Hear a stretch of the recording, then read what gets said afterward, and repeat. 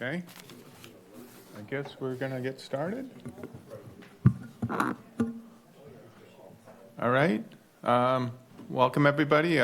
If folks would like to move up a little, because the presentation will be on this screen. If the main screens aren't working tonight, but the television right here, hopefully everybody will be able to see it. Welcome everybody. My name is Lev Malakoff. I'm from Centerville. I'm the chair of the Barnstable Open Space Committee.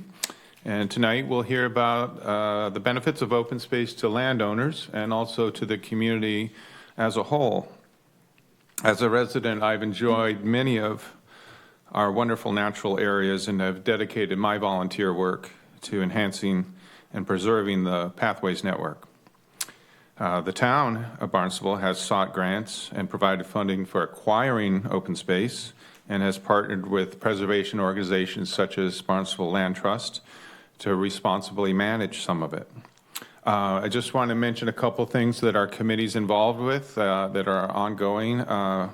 We have an update of the open space recreation plan that folks may have heard about and can still participate in and provide feedback. There'll be more public meetings coming up about that. And also they can check our website. We also have a walking weekend coming up, October 17th to the 19th. There's a flyer over on the table here. If you want to grab one of those, we'll have a series of walks throughout Barnstable all through that weekend, and I encourage folks to come out and explore with us.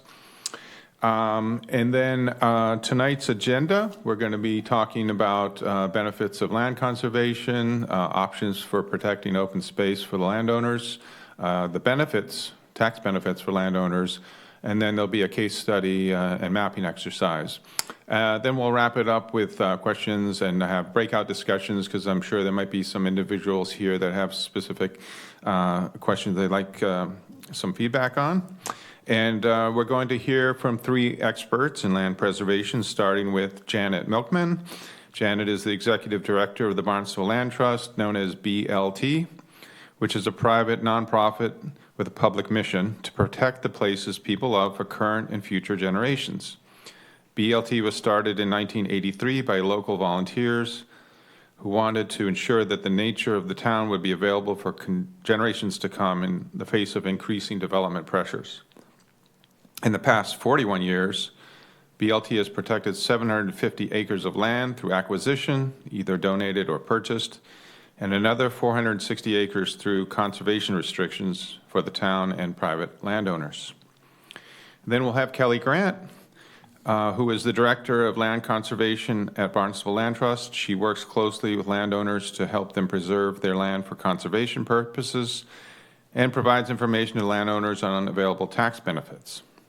BLT works closely with the town of Barnstable to help meet our mutual goals for open space and natural resource protection.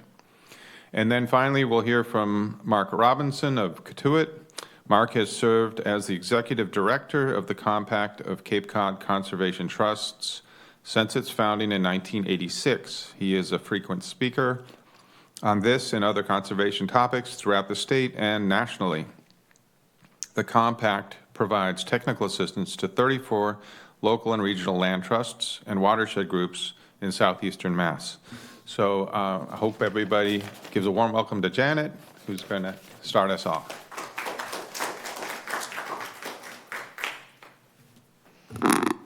Thank you, Lev. Thank you, everyone, for being here. Thank you to the Open Space Committee for hosting this event tonight. We do these landowner workshops not infrequently, but it's really wonderful to have the opportunity to partner with the town to do this one, and also to have it be recorded so that other people can hear it who couldn't make it tonight. So, Lev, thank you for the nice introduction of Barnstable Land Trust.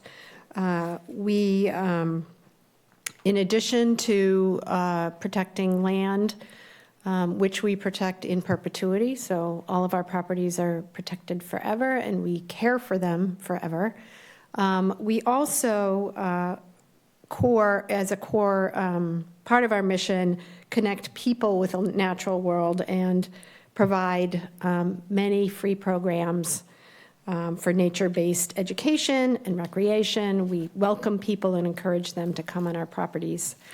We have some materials over here on the table if you're interested. If you're not on our email list, I encourage you to get on it. You can find out about all our programs. And there's also some snacks over there, conveniently placed next to our materials. So if you get hungry, I expect that the presentation part of this evening will be maybe 45 minutes. And then we'll have an opportunity to answer questions and then talk to you individually if you have some questions about a particular property. Both Kelly and I have our laptops here and we can look stuff up for you. So I wanted to start just very briefly before turning it over to Kelly and Mark to talk about how you conserve land as a landowner. To talk about why you would do it. And it's important for a lot of reasons, ranging from the health and wellness of our families and water quality and community character and the economy, and the fact that open spaces and open space conservation can provide a natural solution to a lot of our very pressing problems. And I'll just go through a few of them quickly. In terms of our natural resources, when we protect open space, we provide a very natural solution to flood control, to managing stormwater, because open space, unlike paved areas, filter water. They accept rainwater, they accept seawater, and there's no runoff, or they help control runoff. Trees, of course, help remove air pollution. Open space provides plant and animal habitat, scenic beauty, which is something that most of us come here for and stay here for, and recreation in the woods, in the water, community character. It's really protects many of the reasons why we all live here. In terms of water quality, it's particularly important. Cape Cod, as all of you know, it has a sole source aquifer, so our drinking water comes from underneath us.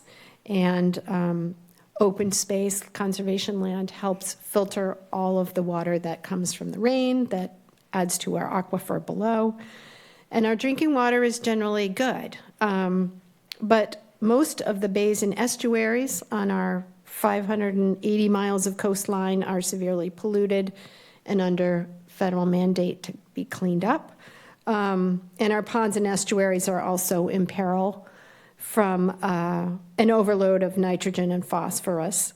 And the source of the pollution is, in most cases, our septic systems. So preserving land is one of the most important things on Cape Cod to do to prevent further pollution of our bays and estuaries and our ponds. It's really important to have open spaces for our health and well-being, and there's been lots and lots of research and study over the last 2-3 decades that demonstrate that time in nature is important for stress release, for mental health, for, in kids especially, short-term memory, better school performance, better immune systems, concentration, and even things like improved eyesight and healthy weight. And then one thing that we probably don't talk about enough is how open space supports our economy. We often hear concern that protecting land means removing it from the tax rolls, impacting the municipal bottom line. But in fact, it would take in Barnstable the removal of $40 million in tax value from Barnstable's very large tax base to increase the tax rate by just 1 penny. So the amount of land that we are protecting and have to protect in the future really is will have a minimal impact if you're just looking at that. But many studies have shown that losses in tax revenue from open space protection are most often offset by the many benefits to the town of conserving land. So, for example, conserved land typically have a positive impact on nearby home values and associated property tax revenues. And in addition, the economic benefits of conserving open space are very significant in terms of water resource protection. So, and I have, I can tell you the sources of this information at the end of the session if you're interested, but for every $1 spent on water resource protection, we save $27 on drinking water treatment. Our county-wide 114,000 acres of tree canopy saves about $9 million annually on stormwater management. And our outdoor recreation economy generated about $2.7 billion in revenue on the Cape, and over 14,000 jobs just in 1 year in 2023. So conserving open space also avoids the increased cost of public services that are associated if a property is developed. And of course, our blue economy, fishing, shellfishing, et cetera, is heavily impacted by how we manage our coastal areas. So our blue economy generates over $330 million in gross regional product just in 2024. That's from information from the chamber. So there's significant value that we are protecting in our economy by conserving open space. And it turns out that open space is really, really important to our community. Maybe it's no surprise. It's why many of us moved here or stayed here. And it's still true. So in a recent survey by the Cape Cod Commission, it was really clear that Cape Codders prioritize protecting environmental quality and access to open space. And in a more local study done for the local comprehensive plan, also showed similarly very, very high priority on protecting open space, beaches, and ponds, habitat, trails, vistas, et cetera. So open space is important for health, for habitat, for our economy, for recreation, and that's why we are working to help landowners determine if conservation for their land is right for them. And with that, I'm going to turn it over to Kelly Grant to do the next part of the program, which is how you do that.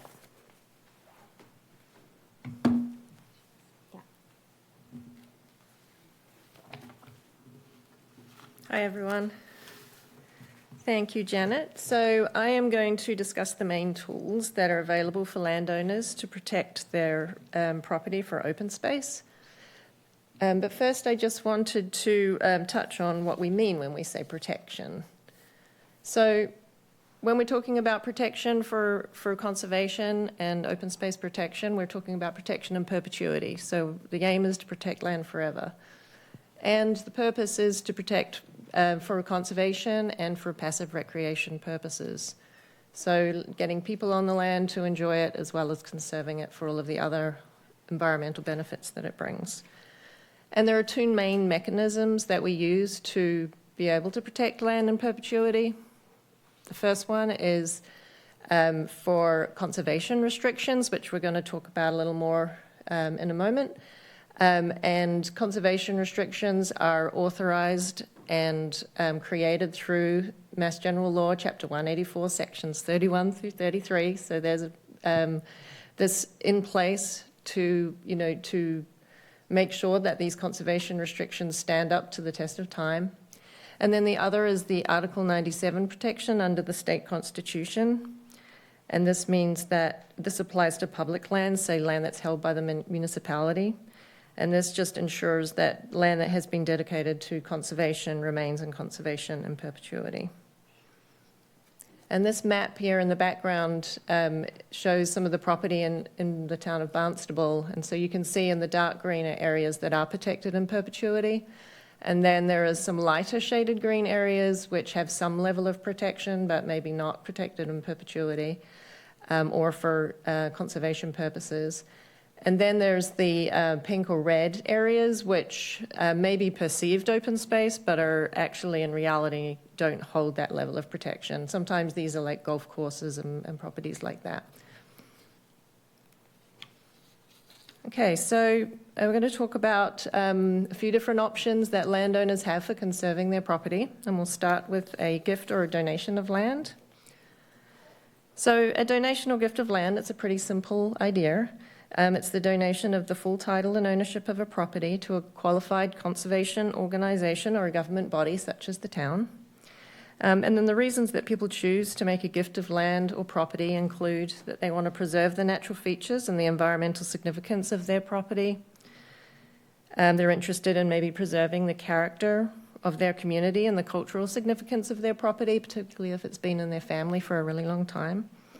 They want to share the natural beauty of the land with others in their community, and that they wish to secure the future of the land as a part of their legacy without depending on their heirs or successors to make those decisions for them.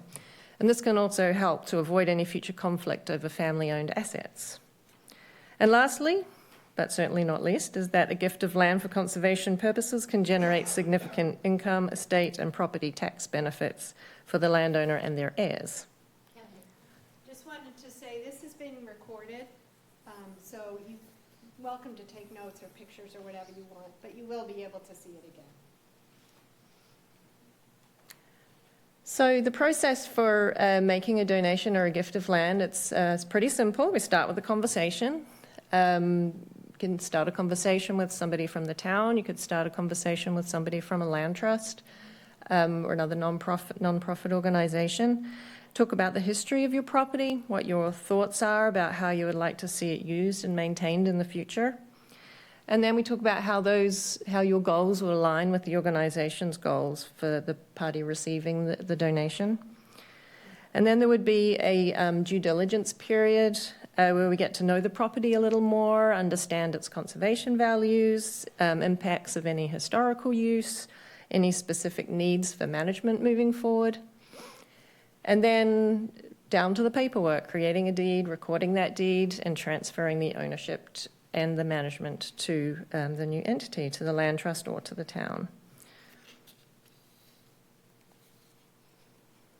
So if an outright land donation is not an option for a landowner, then a conservation restriction is also a common way for people to realise their conservation vision for their property without having to give up the ability to continue to use the property or to sell it or to leave it to heirs in the future. So a conservation restriction that's also referred to as a conservation easement. It's a voluntary binding legal agreement in which the property owner restricts the type and the amount of development that can take place on their property in order to protect specific conservation and resource values in the land. And the reasons for granting a CR on your property are very similar to a land donation because you wish to preserve the natural features and the environmental significance. But it's also a good option if you'd like to continue to live on the land and be able to use the land and use the land for some purpose. And there are also significant tax benefits to donating a conservation restriction of qualified land. So to better understand what a conservation restriction means, the simplest way to understand it is to imagine your rights in the land as a bundle of sticks. And so each stick represents a right that the owner has that permits the use of the land in a particular way. So, for example, the right to develop the land, the right to use the land for recreation, hunting, fishing, the right to farm, the right to practice forest management. These are all sticks that are in that bundle. And so when you grant a conservation restriction, the landowner is giving up some of those sticks or the rights, and then they're retaining other rights. So the terms of a conservation restriction will vary greatly from property to property, depending what the values of the property are and how the landowner would like to continue to use the land. But the landowner, however, continues to use the land. They can sell it or bequeath it, subject to the terms of that restriction. So each conservation restriction is tailored to the property's special features and the landowner's objectives. And in most cases, a CR will prohibit future development, subdivision, road building, paving, and major excavation. It also prohibits uses that would damage the special features of the land. And a conservation restriction typically allows woodland management, farming, fishing, boating, hiking, horseback riding, similar activities. They're often allowed to continue. So depending on the characteristics of the property and the landowner's objectives, the CR donor may reserve the right to build a structure on the property to meet their future needs. And this is usually created by designating a building envelope or an excluded area on the parcel. So either you could create a building envelope within the conservation restriction area, or you could entirely exclude an area of the parcel from the conservation restriction, which should allow you to build in that area. So just to show an example of that, if you wanted to reserve the rights for a building envelope, this is a parcel that, if you see the yellow is the property boundary to the north up by the roadside, there's an existing house. And so the property owner wants to restrict the part of the property that holds the highest conservation value while retaining the ownership and the control of the area around the existing structure. So this area here, which is about 5.9 acres, is being placed under a conservation restriction. And the area to the north up by the road that has the existing house and the driveway and the septic system and those other features is an excluded area. So that's a 0.8 acre area, which is not included within the conservation restriction at all. And so that allows the property owner to be able to continue to use that property, but knowing that they're preserving the important conservation values of that parcel. So the process for a conservation restriction, again, we start with a conversation with the land trust or the town. Again, we talk about what your aims are for the long-term use and the management of the property. Understand what the conservation values are of the property.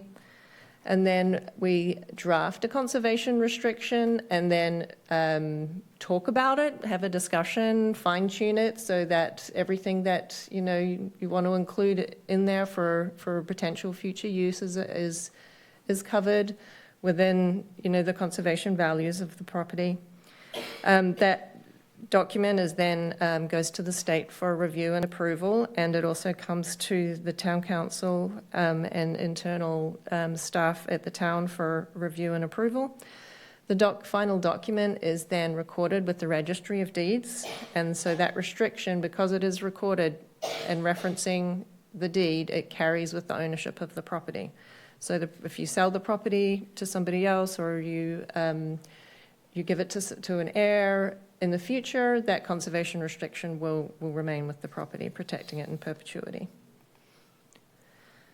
So a CR is one alternative to outright donation of the property that allows for protection without giving up the ability to sell it or leave it to heirs. But for particular land of particular conservation significance, land trusts and towns may also be willing to purchase a property. However, funding for land conservation is often very limited, and this may be more likely approach if the landowner is willing to sell the land at a discount. So this is called a bargain sale. So the bargain sale is where a property is sold to the town or land trust below the appraised value for conservation purposes. And this can often bring great tax benefits to the seller while making it more possible for the conservation organisation to fund the acquisition. And then another option may be dividing up the property so that a portion of it can be conserved now while the remainder can be held for future use. So land trusts are creative bunches, and we're always willing to work with landowners to come up with a solution that works best for both parties. And this is kind of an example of that, where there's a number of parcels that have been either donated or protected by a conservation restriction over time. Some have been retained for use by the family, and others are just strictly in conservation. So there's lots of different alternatives out there for every property. And then just the last couple of options quickly, a reserve life estate. So this is where you may wish to donate the land but not give up the use of it immediately. And this involves the landowner transferring the title to the land trust now while allowing lifetime occupancy or use by the donor. The landowner may use all or part of the donated land during their lifetime. or the lifetime of designated immediate family members. And there can be tax advantages to this approach, though they're typically less than for an outright donation. And then the final option that we'll talk about is a bequest, and this is where you leave the land for conservation in your will. The landowner has full use and control over the land during their lifetime, and then the property is transferred to the landowner, to the land trust upon the landowner's passing. So landowners who intend to use their wills to convey property should definitely discuss their plans with the recipient organisation in advance so that that organisation can understand the landowner's objectives and be prepared to accept the gift from them. And there's even examples. Some landowners intend that their property be resold by the land trust in order to provide financial support for an organisation's mission. The example that I showed you earlier with the excluded area for the conservation restriction, that landowner is actually placing the conservation restriction on the property, and then they're bequesting the whole property to an organisation at their passing. So they get to see that the property is protected while still supporting the mission of another organisation through a donation at their passing. And a gift of developed land can also provide direct support to an organisation's mission by actually providing housing for local conservation professionals. Okay, so I'm going to pass it on to Mark Robinson from the Compact of Cape Cod Conservation Trust. And he's going to talk about super fun tax benefits. Oh joy, tax benefits, woo! Mark Robinson, the Executive Director of the Compact of Cape Cod Conservation Trust, which is a regional nonprofit, and my job is to provide extra support to the local land trusts when they need an extra boost on a project. And excuse me, I've been doing this work most of my career.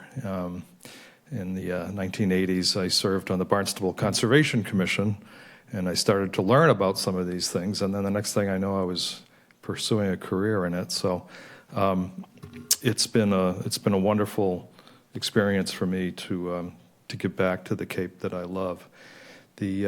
What I think the takeaway from Kelly's presentation is that there's a lot of legal tools in our toolbox to do conservation with local landowners. And part of our work is to find the right tool for the right situation. And every family has a different situation, whether it's financial, emotional ties to the land, sibling conflicts, whatever it might be. We tend to find the right tool for the situation. I'd also like to just mention that Lindsay Council is here tonight, and he's been a real inspiration to me over many years as the chair of the Open Space Committee and more recently the Community Preservation Committee. Nobody's done more for this town, for town open space, than Lindsay Council, so he can answer a lot of these questions as well, so don't hesitate to seek him out.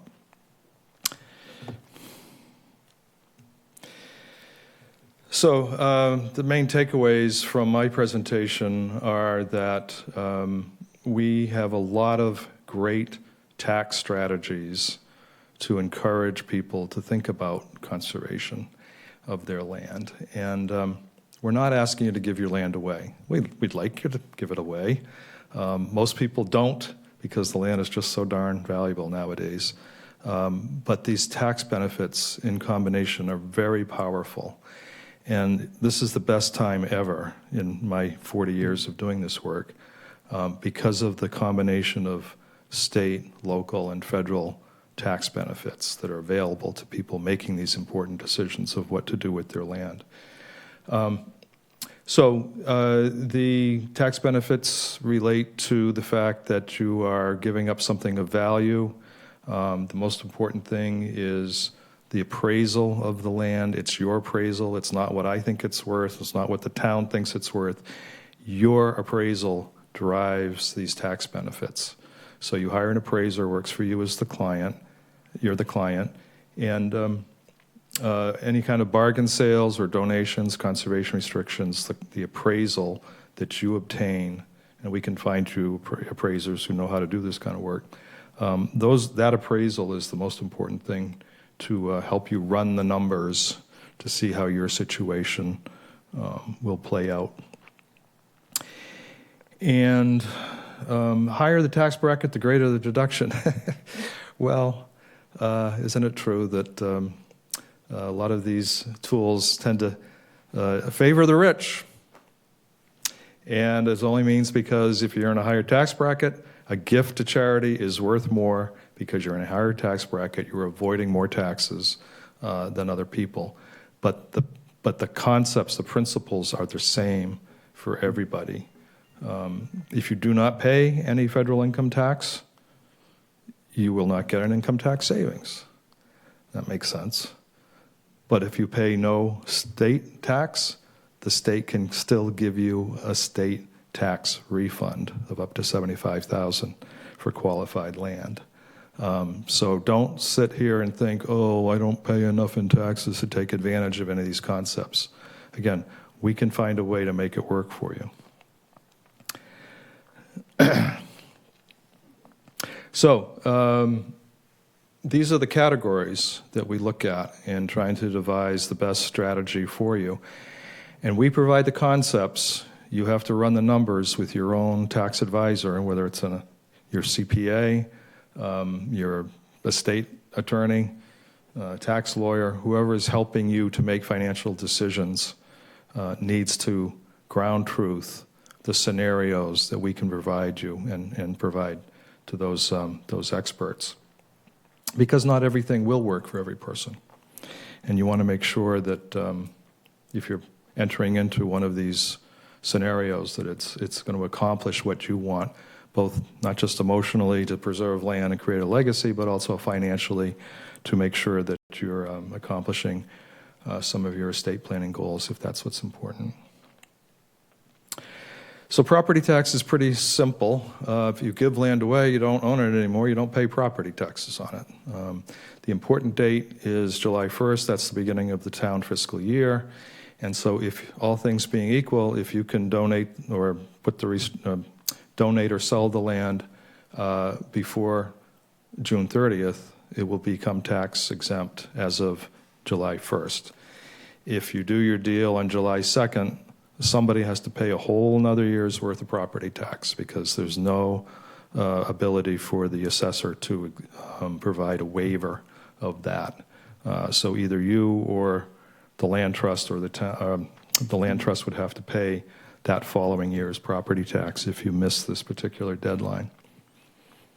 Usually the property tax is not the compelling reason to make the gift, but all things being equal, why not? Why not save a year's worth of taxes? Do it before the end of June. The conservation restrictions by state law, the town assessors are required to consider the impact of the conservation restriction on the value of the property for property tax purposes. And ever since 1989, the town of Barnstable has had a policy of reducing the property tax assessment on a property under a conservation restriction by 75%. In fact, there's an extra bonus to reduce the property tax by 90% if you allow public access on that conservation restriction land. Most people don't, but those who do would be eligible for the 90% reduction. The reserve life estate, there are no property tax implications because the land is still being used residentially, even though the title is passed to a nonprofit. The nonprofit has to have ownership and occupancy of the property to make it tax exempt. So as long as you're still living and using the property, that's considered a residential use, and you would still be responsible for property taxes. I don't talk much about the current use assessment programs. That's the Chapter 61, 61A, 61B. I don't consider them conservation techniques. I consider them tax dodges. It's a good thing for farmers to keep land in farming and get a tax break. It does not preserve land, okay? I'm in the business of preserving land, not providing tax breaks for people. Tax breaks are a side benefit, not the number one reason to be doing this work. So, getting more complicated now, folks. We're into the weeds. Federal income tax. for most people, this tends to be the most significant part of the equation when they're considering conservation, bargain sales, or gifts of land. If you sell land to a nonprofit or to the town at the fair market value, as determined by your appraisal again, there are no tax benefits. It's just a straight real estate deal. You've gotten top dollar for your property, it's going into conservation, but there are no tax benefits. It comes off the tax rolls, yes, but there are no state or federal tax advantages to you. The fair market value, again, is based on your appraisal, and if you provide the purchaser with a discount, then that difference between the negotiated sale price and your appraised fair market value of the property generates the tax deduction for federal income tax. So now you see there's a big difference here. A fee gift is giving away the title, okay, or bargain sale of the title, but using that difference between the sale price and the appraised value as the deduction. A fee simple gift of land, you reduce your adjusted gross income by 30% each year for up to 6 years, the year of the gift plus 5 years for carry forward. That enables you to spread out your tax deduction on federal taxes, and instead of paying federal income tax at the higher level of adjusted gross income, you're reducing it by 30%. So you're paying less in federal taxes. That's the way it works. Do not ask me to explain adjusted gross income. It's different for everybody, okay? But typically it's the important bottom line figure of how to figure out your taxes. So this is a 30% reduction from that. What about a gift of a conservation restriction? Why are the numbers better for that? Well, I'll tell you, it's in congressional politics. When the National Land Trust Alliance went to Congress and said, we would like to have better treatment on the tax code for conservation restrictions, Congress was behind it, and they renewed it, and then they finally made it permanent in 2017, and they said, we're trying to benefit Western ranchers and Iowa farmers who would use this tool to keep their land in production, but need to benefit from the income tax deduction. So we're going to accelerate and extend the tax deduction. So it's a 50% reduction from adjusted gross income instead of 30%. And it's a 16-year carry forward plus the year of the gift instead of the 5+1 for title transfers. Okay, that sounds pretty good, reducing your adjusted gross income by half. And if you have a very valuable conservation restriction, maybe $1 million worth of land, because it doesn't take much land around here to be worth $1 million, spreading it out over 16 years may enable you to use all of it, and that's important. So again, we look at the marginal tax rates to figure out what's the gift worth in terms of tax savings. This is for capital gain property, which are typically held more than 1 year. If it's held for less than 1 year, your fair market value is limited to what you had paid for it or had acquired it at. You have to get an appraisal. I keep emphasizing this, your appraisal, not the town's assessment, not what Lindsay Council or I think it's worth, your appraisal. If you're claiming more than $5,000, you need to get that appraisal done. And it has to be done to IRS specs, so they will accept it. And we, as the purchaser or the donee, the charity, it has nothing to do with us what you're claiming. We sign a form telling the IRS, yes, we accepted that interest in property, but we don't certify the values. And the fair market value, of course, could rise, could fall, depending on the market. Here on Cape Cod, it almost always goes up. occasionally goes down, but not very often. And so you can take that appreciation in the value as part of the deduction. So on the state side, back in 2000, there was a state income tax deduction. If you wrote a check to your church, you could take a state income tax deduction for it, just like you do on the federal side. If you gave land away, you could take a tax deduction. It went away because of the state legislature and its budgetary concerns up until 2023 when it came back. So it's a deduction from income. Because the tax rate is a flat 5% here in Massachusetts, it's not a big deal as an income tax deduction. But it's 5% on top of the 20 or 30 or 37% tax rate that you're paying to the feds. So it's additive. And it's a nice extra boost. This is what I mean by saying this is the best time ever for these tax benefits to work for you. We're going to talk about the state tax credit later. You have to do one or the other. You can't do both under the state rules. So I want to talk about parcels of land that are relatively very valuable compared to perhaps your adjusted gross income. How do you maximize these tax benefits for those situations? We don't want to leave money on the table. That's a no-no. We want to make sure you maximize all of the tax savings you can out of a transaction with us. And the reason is we want you to be a happy customer. You'll tell your friends what a great deal you got out of donating land or a conservation restriction or a bargain sale. So here's a case where you can break down the value of the land into segments so that you can better spread out over time and take longer deduction periods. So here you see two cases. Let's look at case 2 first. It's easier to understand. You're subdividing the property into separate parcels, and you're taking a tax deduction for each one. And you do it in sequence. And the reason that they're apart by 6 years is because, remember, the 6-year period to take federal income tax deductions for fee simple transfers. And you'd still pay property taxes on the land that you hadn't transferred yet. But again, that's usually a small, almost insignificant part of the deal compared to the very powerful state and federal deductions that you can get.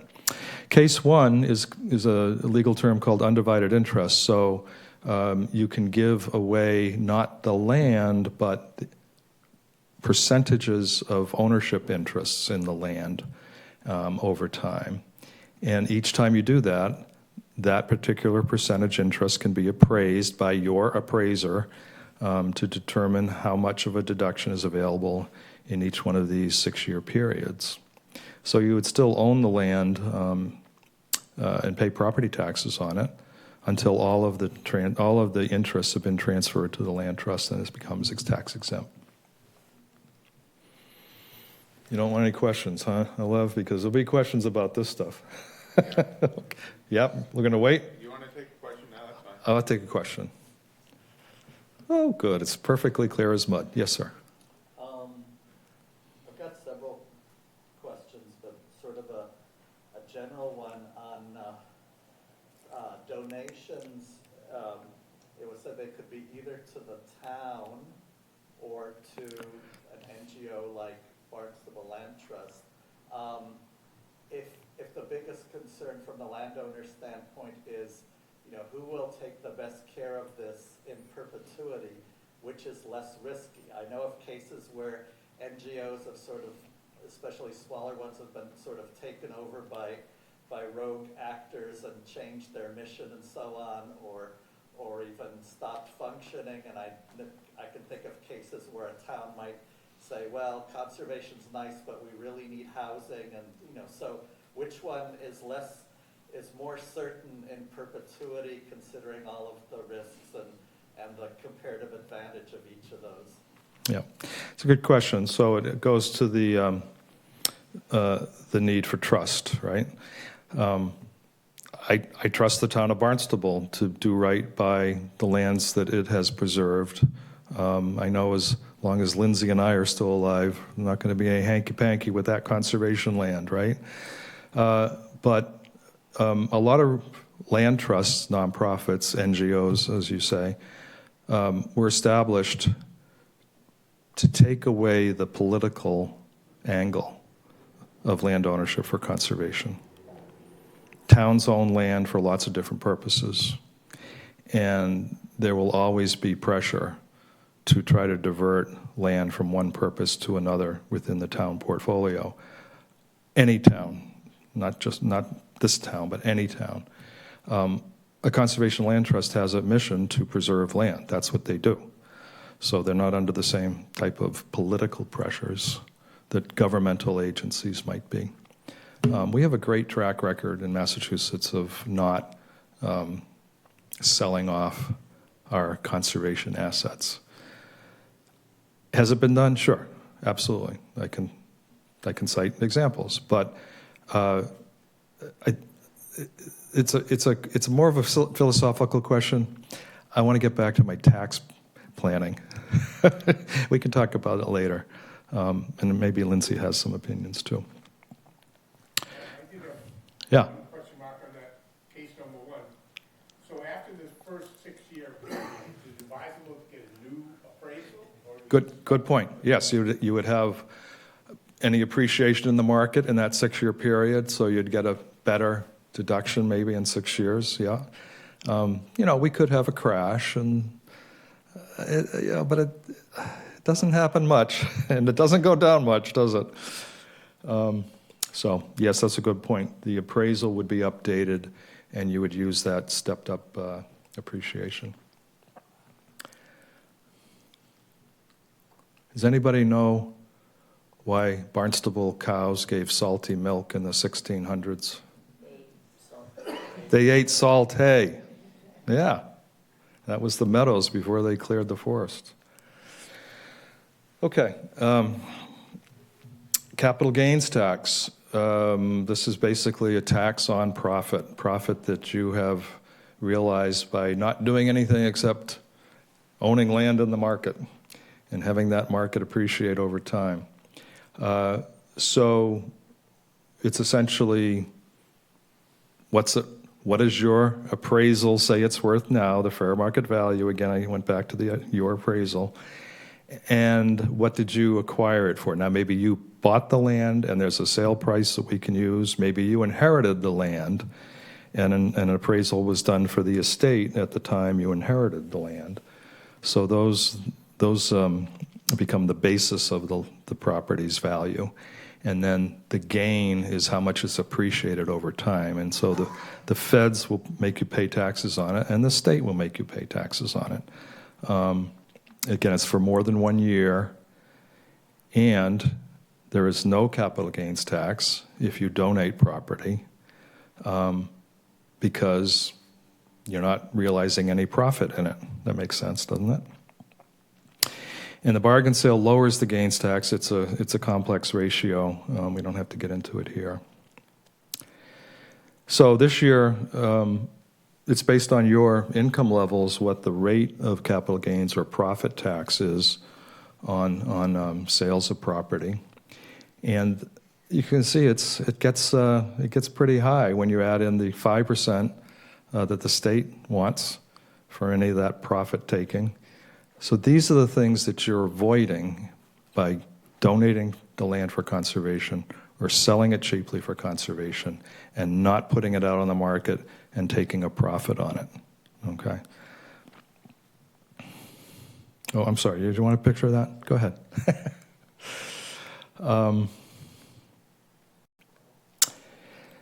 I wanted to talk about the state tax credits. So we talked about state deductions, but now there's something even better, I think, which is a state tax credit. We've done more of these project state tax credits here on the Cape than anywhere else on the state. We've done 145 plus completed projects in the last 13 years. And no other county has done half of that. So this is a bread and butter for our business. We want people to get up to $75,000 as part of their their deal with us. And it's different from the deductions. So the deductions, you typically have a lower bar to pass to say that the land is providing significant public benefit, qualified for the tax benefits. But the state tax credit, there is a review process. There's a man in Boston who sits at a desk and evaluates properties as we pitch them to him, and he decides whether they have enough conservation values. Most of the Cape has land that is important for and is conservation worthy, so we typically, I think I've only thought of 2 out of 200 that have been turned down. And then the state looks at, again, your appraisal. What does your appraiser say it's worth? And if you're providing at least $150,000 deduction or reduction in the sale price, or if it's a gift of land, if the land is worth at least $150,000, and most pieces are around here, the state will give you $75,000 refund check. It's a check. It looks like that. It comes to you. It's usually electronically deposited, but it's hard to make a slide of that. So, and the proof is in the pudding. We've done it 145 times here. And you can see how the Cape has been a real beneficiary of this program. So there's a little caveat that the Congress back in 2019 and then again in 2025 earlier this year passed a limitation on state and local taxes and the ability of taxpayers to use those as deductions. The way it spins out is that the state tax credit, which is coming to you from Massachusetts, would have to be subtracted from the value of your federal deduction.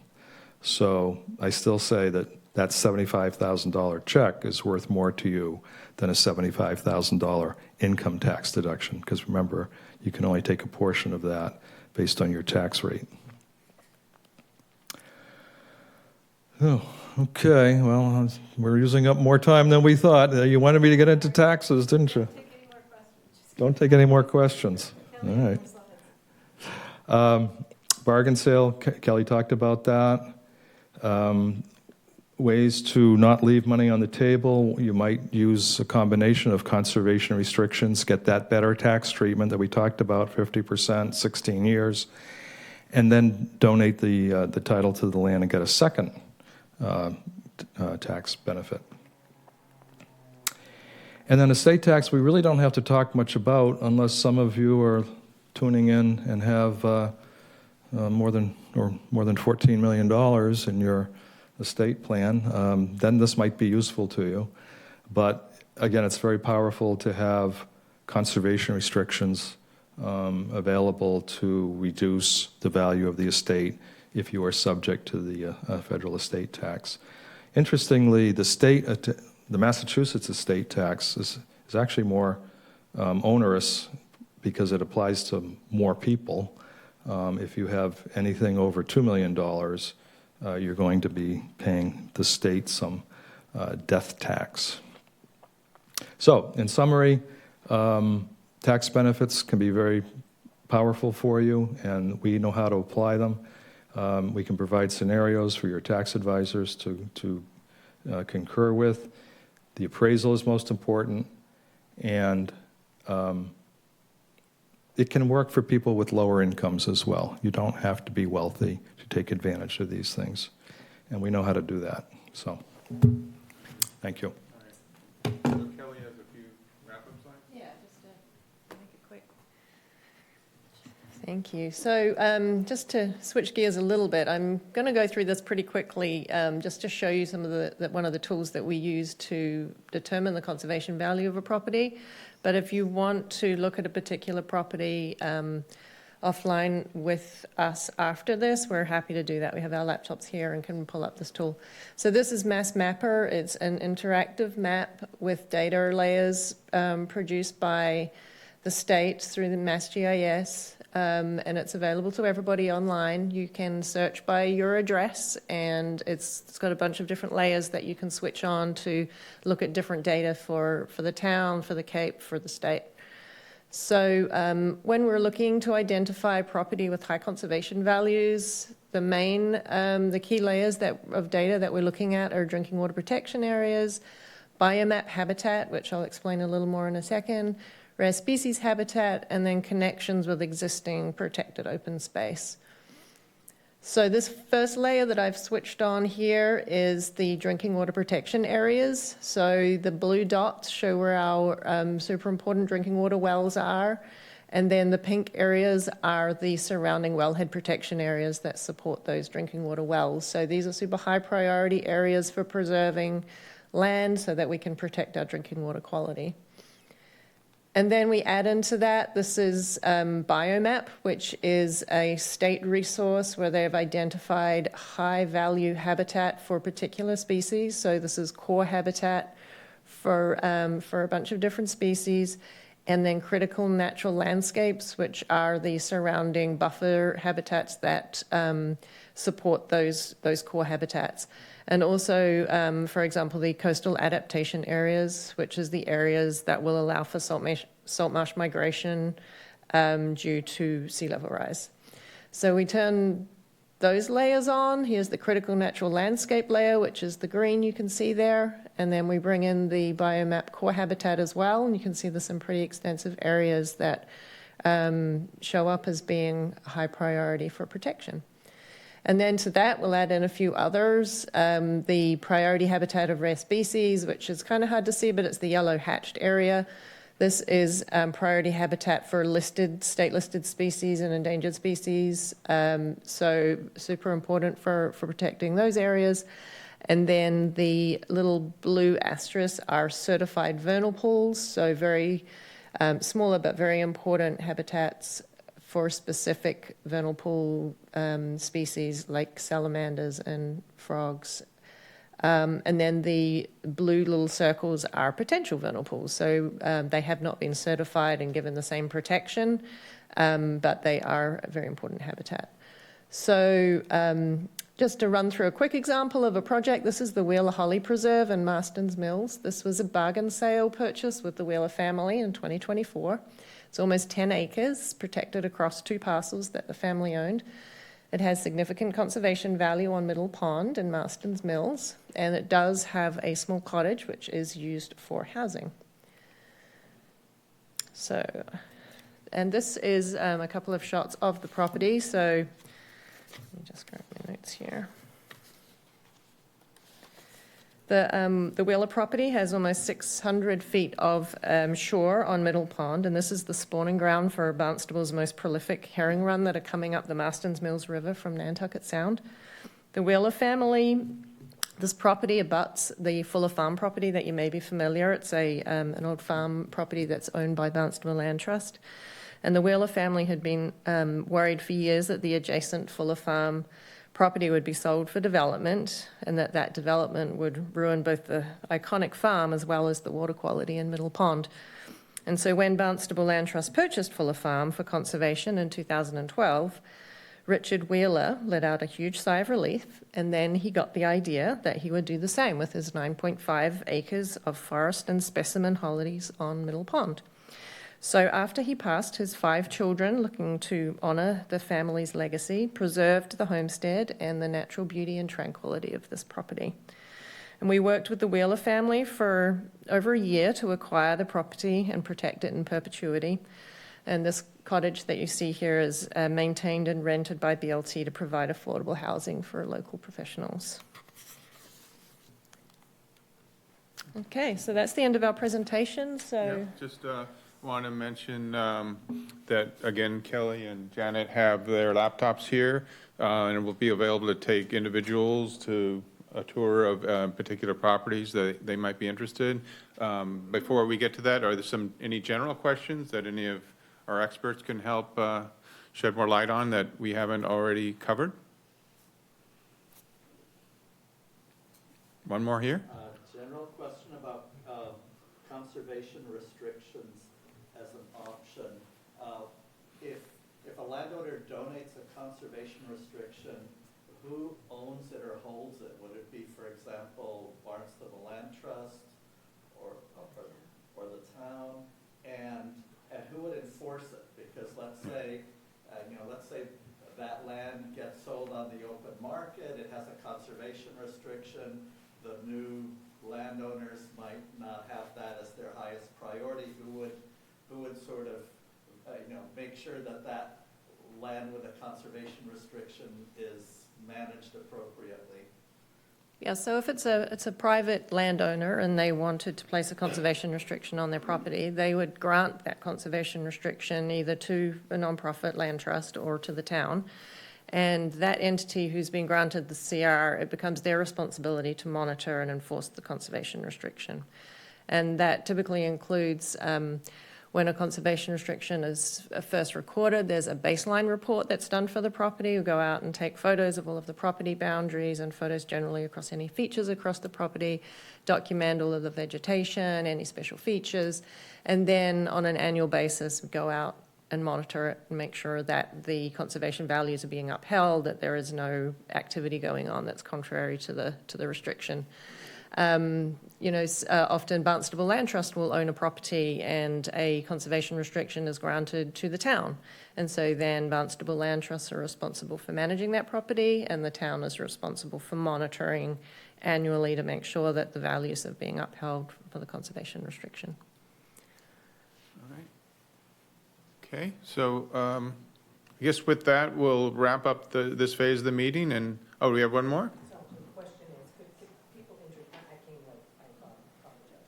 Could you just introduce who these people are? Oh, yeah, I'm Lev, this is Kelly, and Janet's over here, and this is Mark. And this whole presentation is being made available on the website, so you can review the entire presentation from home whenever you wish. Okay, all right. Well, thank you all, and we'll just be available to mill around if you have any specific questions. Thank you. So, if you don't have time tonight or you don't feel comfortable, we're at our thank you, Chris. If you don't have time this evening or you don't feel comfortable, just give us a call. Our information is here. We have some cards over here too, and we can do it at our office or wherever you feel, wherever works for you. Happy to talk anytime, and it could be 10 years from now. Often that's the way it is. So thank you all for coming.